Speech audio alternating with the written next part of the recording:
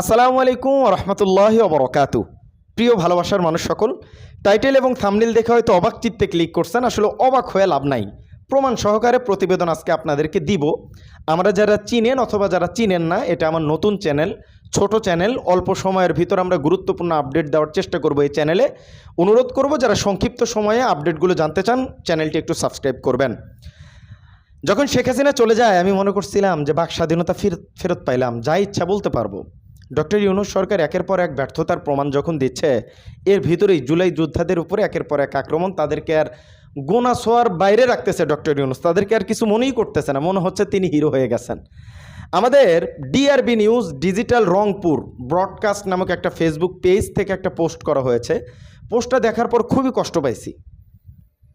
আমি তো এখন ডক্টর ইউনূসকে নিয়ে কথা বলতেও ভয় লাগতেছে। কি হয়েছে একটু শুনেন।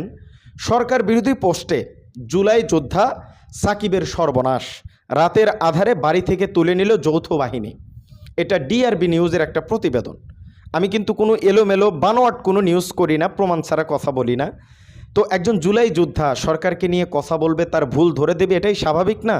সেটা ধরার কারণে তাকে যদি এখন যৌথ বাহিনী নিয়ে তুলে যায়, তাহলে আপাই তো ভালো ছিল।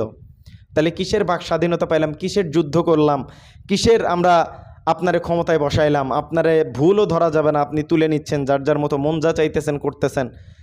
আপা একের পর এক ডিগলাইট দিয়ে কাজকাম করতেছে, সেইগুলো না ধইরা কোনো বিচার ব্যবস্থা কোনো কিছু ঠিক নাই, সংস্কার ঠিক নাই, নির্বাচন নাই, যা মন চাইতেছে সফর করতেছেন, ঘুরতেছেন, ফিরতেছেন, আর জুলাই যোদ্ধাদের তুলে নিচ্ছেন।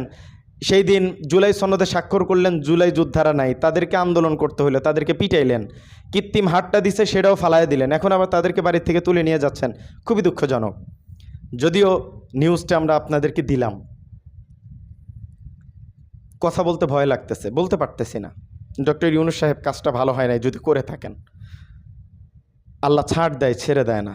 যাই হোক, ভিডিও এই পর্যন্তই। এই বার্তাটাই দেওয়ার ছিল। ডক্টর ইউনূস তার ম্যাজিক দেখানো শুরু করছে। সকলে ভালো থাকেন, সুস্থ থাকেন। আসসালামু আলাইকুম রহমতুল্লাহি ওয়া বারাকাতুহু।